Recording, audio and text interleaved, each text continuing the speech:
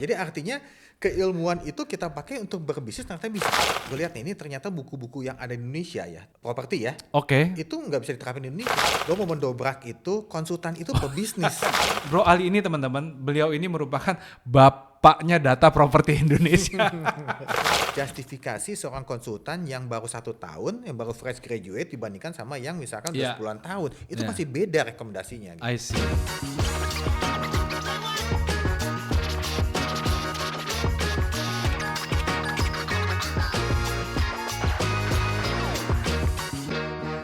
Selamat datang di Coolbiz by Big Thinkers. Karena kita percaya setiap orang itu pasti ada ilmu dan setiap orang pasti ada bisnisnya.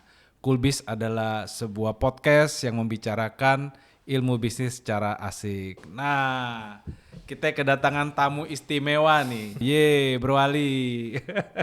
Ya, beliau ini adalah seorang tokoh properti nasional. Jadi kalau di luaran sana, kalau ada event-event properti, nggak seru kalau nggak ada Bro Ali-nya ya teman-teman. Kita kedatangan Ali Tranghada, merupakan seorang direktur Indonesia Property Watch dan juga merupakan founder dari Golden Property Awards yang memotret perkembangan prestasi industri developer properti di Indonesia. Dan juga tentu saja beliau adalah sohib gua. Bro Ali, Yo. nice to meet you. Yeah. Thank you waktunya. Sama-sama, udah thank you. meluangkan waktu, Bro. Ya, Bro, jadi gimana Bro perjalanan hidup lu sampai lu suka ke dunia bisnis properti? Atau jangan-jangan dulunya lu suka manajemen, terus kepleset masuk ke properti. Gimana sih, Bro? Tapi udah tahu kan sebenarnya kan Bro ya. Belum. Ini belum, benar-benar belum. Iya. Dulu itu ini unik sebenarnya. Dulu itu waktu SMA mau masuk universitas, Iya. gue tuh malas sebetulnya. Malas belajar gitu ya. Oh, oke. Jadi pilihnya itu yang paling gampang tapi menarik lah buat gue gitu kan. Iya. Jadi waktu itu ada pilihan itu, ada ekonomi, ada arsitek, Iya. ada satu lagi masuk kan 91 ya waktu ya. Oke. Di 91 itu bertepatan dengan munculnya jurusan yang menurut gue baru lah. Oke. Ada jurusan real estate. Oh. Itu belum pernah ada tuh di Indonesia. Iya, baru ya. Itu di Universitas Tarumanegara dulu kan. Iya. Itu S1. Kampus kita. Kampus kita ya. Jadi di S1 itu real estate yang sebetulnya menggabungkan semua ilmu. Segitunya. Segitu lengkapnya gitu Iya. ya. Meskipun kan nggak detail, tapi di sana ada ekonomi. Gue pikir ini enak juga ya. Ada Iya. ekonominya, gue tahu ekonomi, tahu manajemen, Iya. tahu sipilnya, arsiteknya ada juga di sana, sampai keuangan investasi. Boleh coba nih gitu kan. Iya. Jadi sebetulnya sebelum ke sana pun ada tiga universitas, 3 kampus Oke. yang daftar ya semua sih lolos sebetulnya kan. Hahaha. Tapi gue pilih ini nih karena ini unik, belum ada.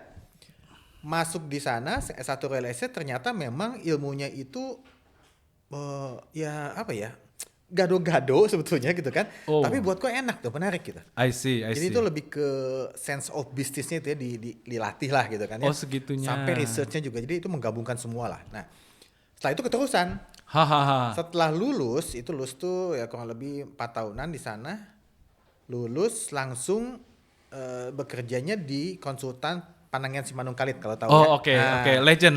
Di sana lah, beliau kan legend ya, guru Legend. besar properti juga lah. Iya. Di sana makin tertarik di sana. Oh ternyata passion gue di situ ya gitu. I see. Ada researchernya, tapi ketika kita bicara project itu ada bisnisnya di sana, Iya, gitu kan? iya. Nah, itu keterusan jadinya. Hahaha. Ya, jadi pas satu waktu kita ngelihat saya lihat juga ternyata bisnis properti waktu itu kan lagi naik-naiknya. Tapi konsultan pengamat Iya. yang betul-betul specialized di properti itu jarang banget, apalagi lokal. Oke. Nah, Oke. internasional banyak ya konsultan Iya, ya. iya. Tapi kalau kita lokal kok nggak ada ya. Iya. Sedangkan yang menguasai market itu kan sebenarnya lokal gitu. Iya. Tapi lokal ini tidak terekspos, mungkin hampir tidak ada. Iya. Nah, jadi dibilang kenapa ya? Kenapa kita nggak ambil market niche di situ? Oh. Ya coba deh lihat di Indonesia, bahkan sampai saat ini data properti itu hampir nggak ada. Iya. Khususnya perumahan. Iya. Hotel, apartemen itu international consultant udah ada semua tuh, Iya. lengkap lah gitu kan. Iya. Tapi bicara perumahan coba, di mana cari data perumahan? Iya. Ya kan, data perumahan nggak ada, informasi juga wah simpang siur lah. Iya. Ada data pun belum tentu betul gitu. Iya. Jadi bayangkan nih, dari dulu itu banyak pelaku bisnis properti menggunakan data yang mungkin salah. Iya. Kalau kayak gitu kan, nah berarti kan market juga tanpa arah juga, Iya. sesuai dengan data yang salah ya jadi salah gitu loh. Iya. Nah kita mau coba mau coba mengkontribusi di situlah Iya, gitu kan. iya. Kemudian makanya gue buat namanya Indonesia Property Watch. I see. gitu loh. Iya, iya. Berarti gue kalau ngerasa ya dengan percakapan, dengan ucapan yang lu sampaikan, itu hidup lu by design banget ya. Gue minimum mengcoding 3 hal nih, ya. By design. Makanya. Kita nggak tahu. Pertama tuh ke real estatean kan, Iya. ketika lu ngambil S1. Lalu kedua yang ketika lu jalan bareng sama Pak Pandangian, muncul lagi coding baru tuh, ke risetan. Lu riset banget gitu. Dan yang ketiga itu menarik banget sih, bicara tentang kedataan dan keperumahan ya. Betul. Keperumahan. Ke perumahan. Keperumahan. Sampai pagi bisa viral di TikTok, keperumahan yang benar. Tapi intinya keren sih teman-teman, dengan cerita ini kita lihat Pak Ali atau Bro Ali ini memang by design banget sih, dedikatif banget. Dan gue sebenarnya pengen mengejar soal kerisetan tadi ya. Tapi sebelum gue masuk bertanya tentang kerisetan itu, gue pengen nanya-nanya rada-rada trivia dikit nih ya.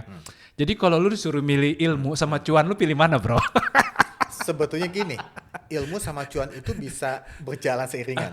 Gue udah tahu jawabannya pasti ini. Ini ada satu ini ya. Jadi gini, ini pengalaman juga ketika di Indonesia Property Watch kan. Ini kita Iya, udah iya. bertahun-tahun. Kan kadang-kadang orang nyangka lu cuma konsultan, Oke. ya kan? Lu nggak berbisnis dong gitu kan? Kalau Wow, bisnis belum I see. tentu. Lu kan gini, kadang-kadang konsultan lu teori lah gitu ya. Ya lu teori lah. Nah, gue buktiin gitu.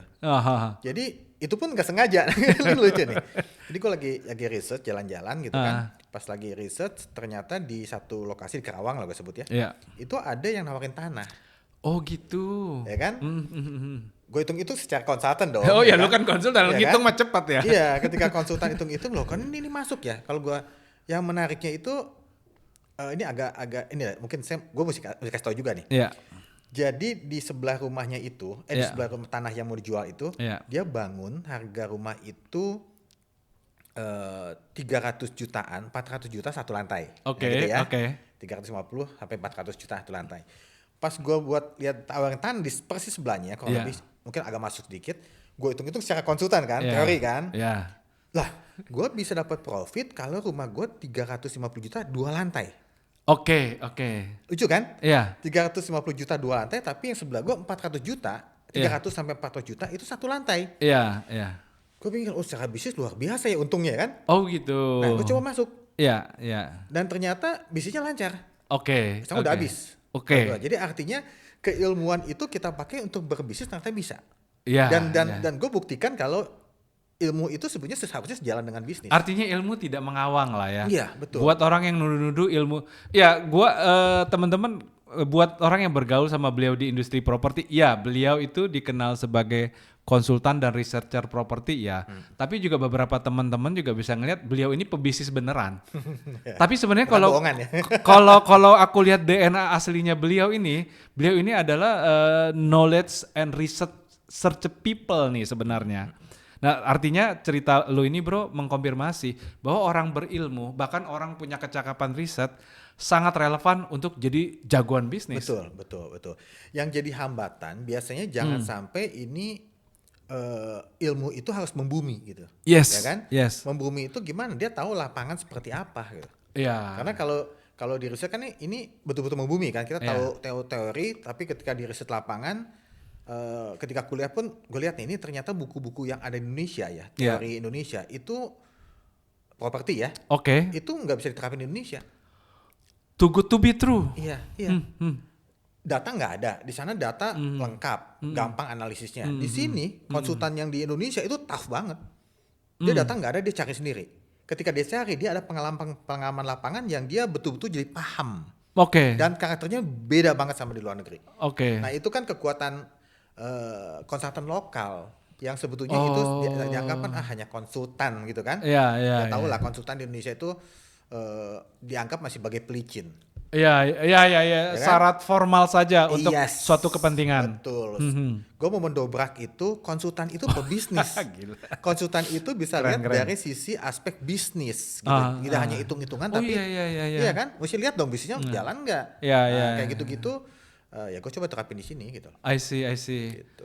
Iya, iya, ya memang kadang-kadang kekonsultanan di Indonesia itu dia hanya jadi instrumen pelengkap ya. Yes. Tapi dengan nafas cerita yang lu sampaikan, ini tegas banget teman-teman. Beliau menyampaikan, kekonsultanan dan hasil yang dihasilkan oleh konsultan seharusnya menjadi instrumen yang jelas buat bisnis ya. Betul. Ya teman-teman, kalau mau bahasa hati nurani ya, beliau nih sohib gua, makanya dalam konteks sohib itu aku pengen mengatakan Bro Ali ini teman-teman, beliau ini merupakan bapaknya data properti Indonesia.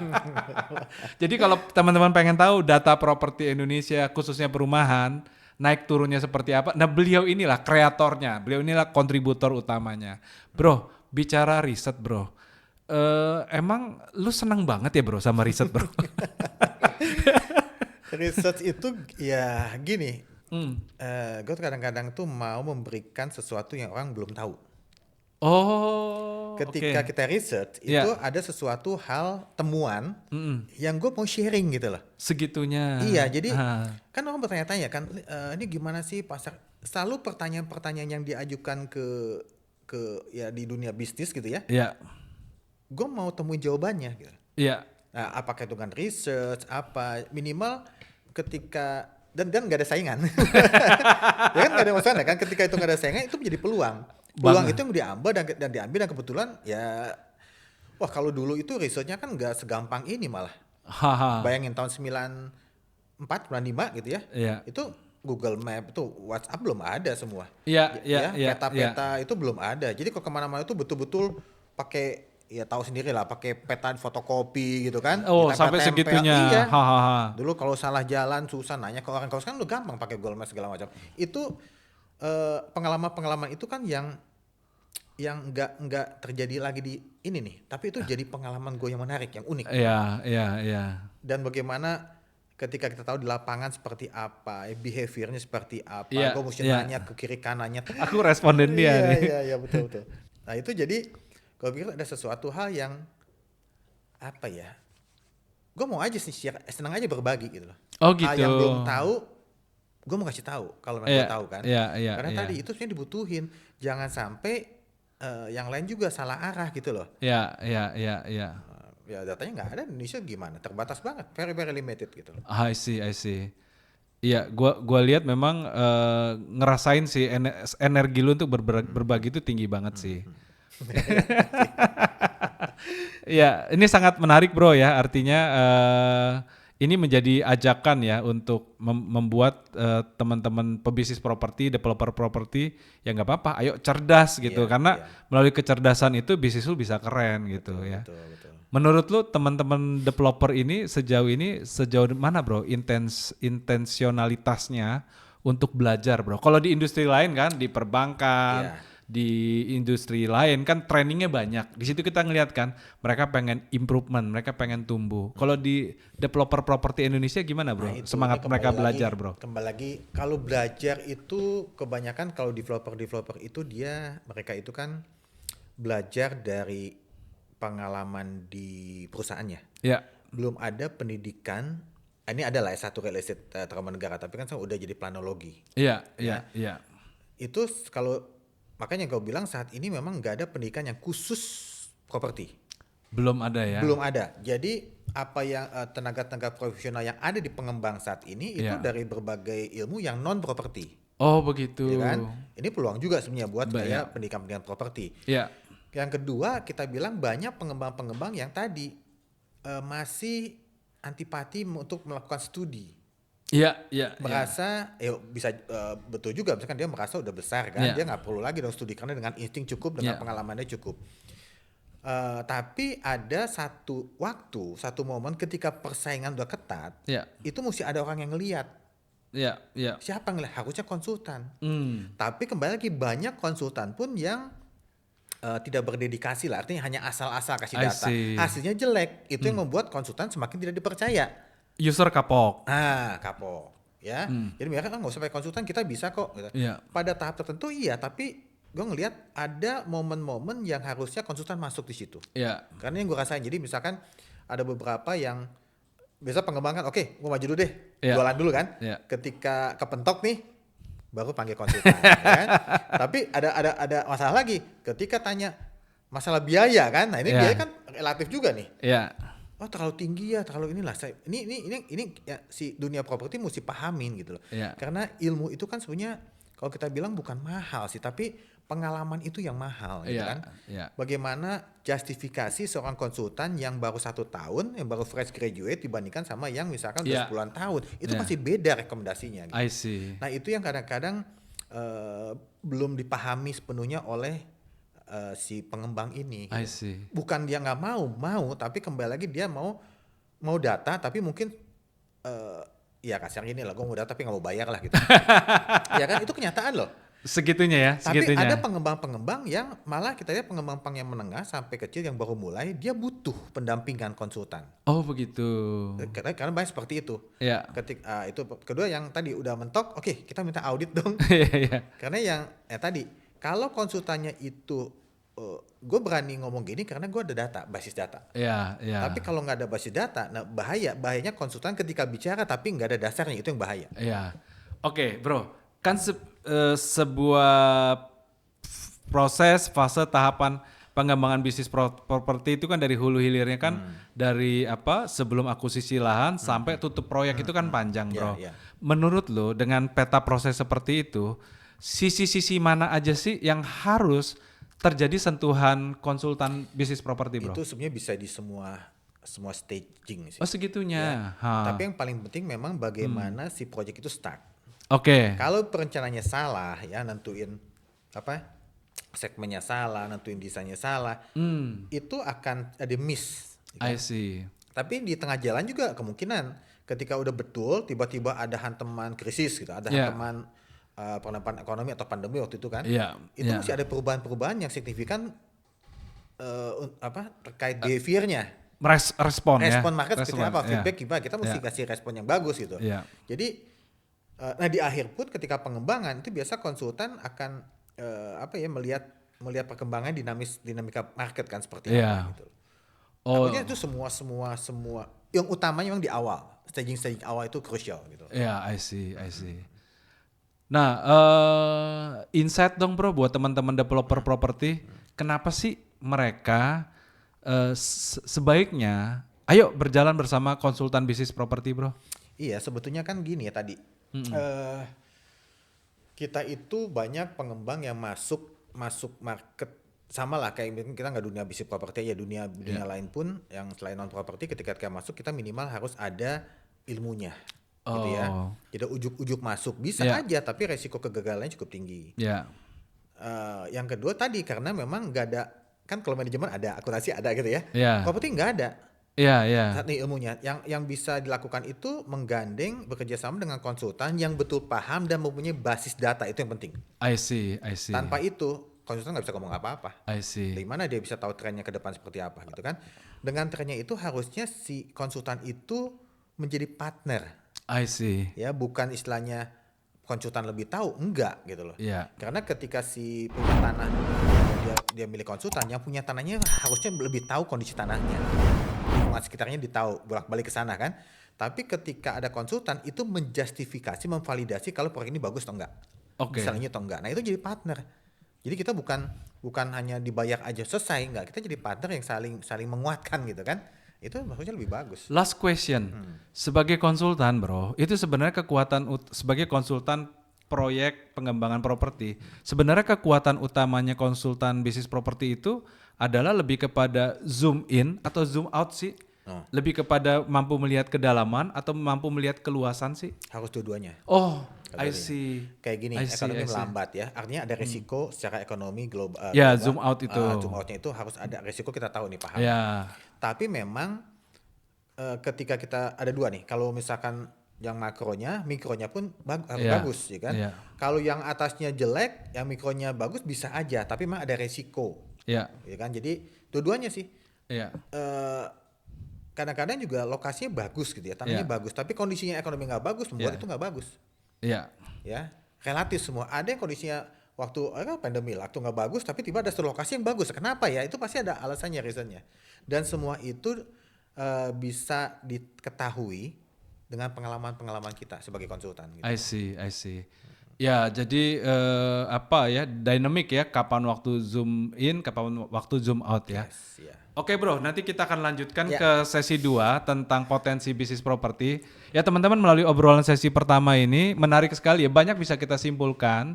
Cuman saya pengen menarik benang merahnya betapa sebenarnya hadir korelasi yang kuat antara teman-teman developer properti dengan para sahabatnya konsultan bisnis properti ini. Yang mengingat ternyata sebuah proyek bisnis properti itu kan kompleks ya. Dan kadang-kadang teman-teman developer itu kan hadir dan bekerja dalam kondisi project based. Karena ada lahan murah nih, karena ada project nih saya kerjakan deh. Tetapi apakah teman-teman developer sudah menjadi institusi yang profesional, yang keren? Sudah jadi developer yang institusional dan keren. Nah, kehadiran konsultan itu akan membantu teman-teman developer properti menjadi korporasi bisnis properti yang keren. Bro, thank you. Nanti kita lanjut ke Siap. sesi 2. Ya, thank you. Thank you. Ternyata properti itu terkait dengan 182 bisnis turunan. Oh, begitu. Dan terhadap PDB itu 14-16%, itu gede. Gede banget. Perumahan sekarang kan tanggung jawab pemerintah gitu kan. Tiba-tiba pengembang kalau ada pun yang repotnya itu terjadi uang-uang siluman, malah dipersulit. Kang Deddy Mulyadi kan, beliau lagi progresif banget kan. Pemda inovatif, gimana bro? Backlog 12 juta, 15 juta, beneran gak sih? Itu sebenarnya bisa. Gue ngusulin tuh di perkotaan dibuatlah jangan rusun yang biasa, ada rusun plus. Nggak ada arahnya mau kemana nih. Kota-kota di Indonesia itu semuanya ya nggak ada yang bagus sebetulnya. Tatanya semua tata ruang itu jadi tata uang. Oh, oke.